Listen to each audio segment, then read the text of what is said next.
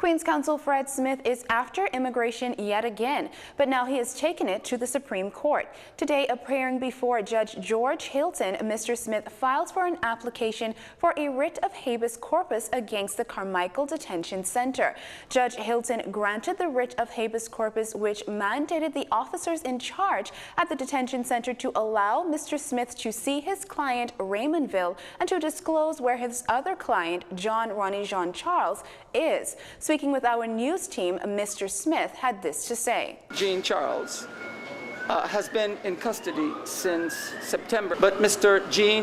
Ronnie Jean Charles, under the Constitution, is entitled to apply and or to be registered as a citizen.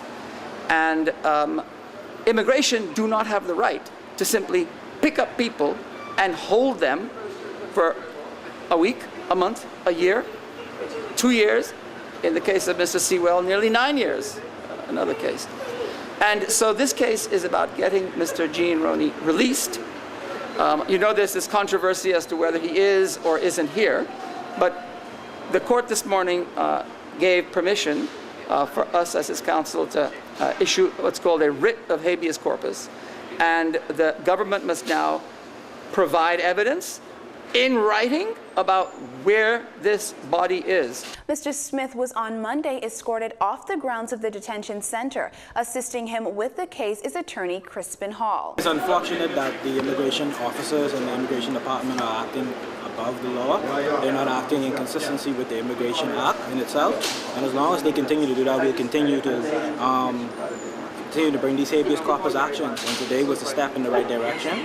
We just want to let persons know that counsel is available for them, and anyone who feels aggrieved by the actions of the Immigration Department, that we're here for them, and we will make as much habeas corpus applications that we have to make, and until immigration officers follow the proper procedure. This matter will continue December 19th at noon at the Supreme Court before Judge Hilton.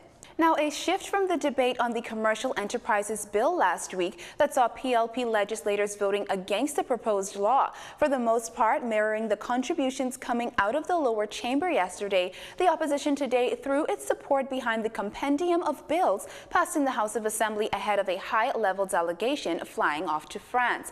There, Deputy Prime Minister and Minister of Finance Peter Turnquest, along with Financial Services Minister Brent Simonet, will attend an OECD meeting to sign the Multilateral Convention on Mutual Administrative Assistance in Tax Matters and Agreement. This in the face of naming and shaming, leaking and hacking, and of course, blacklisting. On Tuesday, 5 Caribbean countries were named on the European Union's blacklist of tax havens. The screening process for the hurricane-ravaged islands like the Bahamas have been put on hold until early next year. Well, leading off the opposition's stance on the bills in the Senate this morning was Dr. Michael Darville, who believes in passing the amendments the Bahamas will be standing with the major players in the international community and reaffirming its commitment to address money laundering. This while fueling its obligations to protect the financial services sector. So it had nothing to do with the fact that the Progressive Liberal Party and the then Minister of Financial Services sector dragged their feet.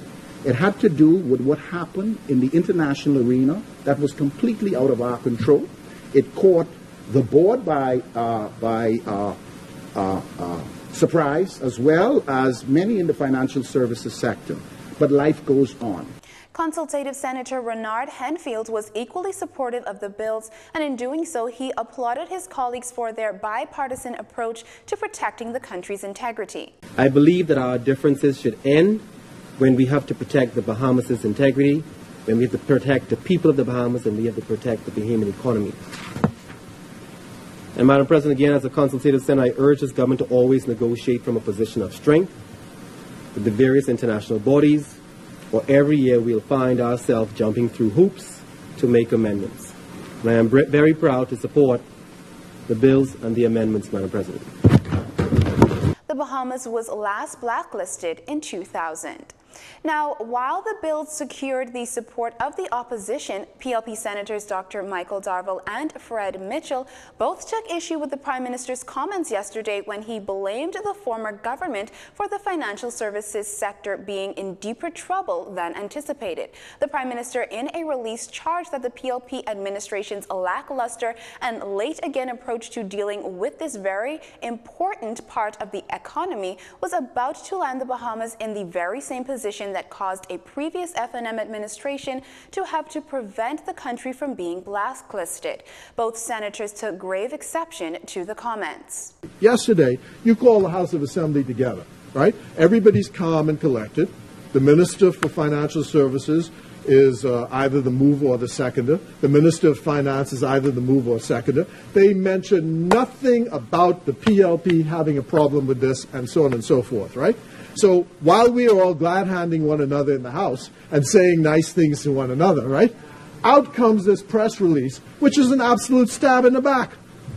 Says, you fellas are the fault. That's the reason. And then we're being asked this morning to come here and be nice and kind to the Attorney General, which we are happy to do, because it's the country that counts. All you have to do is say patriotism. All you have to say is Commonwealth of the Bahamas, we stand with you. And financial crimes knows no boundaries. And given the realities, this administration must continue to ensure that every effort is made to show the world that we are committed to meet, to comply with global standards, in addition to properly identifying and addressing the risks involved in money laundering, terrorism financing, to establish and maintain a stronger and more robust regulatory regime and framework for our country. The Bahamas, indeed, is open to business. The Senate was adjourned to Monday, December 18. Now, if Patricia Minnis gets her way, there will be an office for the spouse of the Prime Minister. And as the wife of the Prime Minister, she's already started the process to make this happen. Mistress Minnis says she has submitted a proposal for consideration to Cabinet and is awaiting its decision. Mistress Minnis is convinced such an office will aid in the push for certain things for women and children like health care. She shared as much during her address to the Bahamas branch of Commonwealth Women Parliamentarians Luncheon for spouses of parliamentarians, department heads, and senior female government officials. The event was held under the theme Strong Women Leaders Unite. And according to Social Services and Urban Development Minister and CWP Chairman Lanisha Roll, the only way women are united is to speak with one voice. While females represent over 50% of the electorate, they are still underrepresented. As it stands, female representatives only hold 2% of the country's cabinet. Worldwide, the average hovers around 10%. Opposition MP and past CWP Chair Glenys Hannah Martin says women must find common ground despite serving on different sides of the political divide. You're watching JCN News. There's more straight ahead. This segment of the news was brought to you by Alive.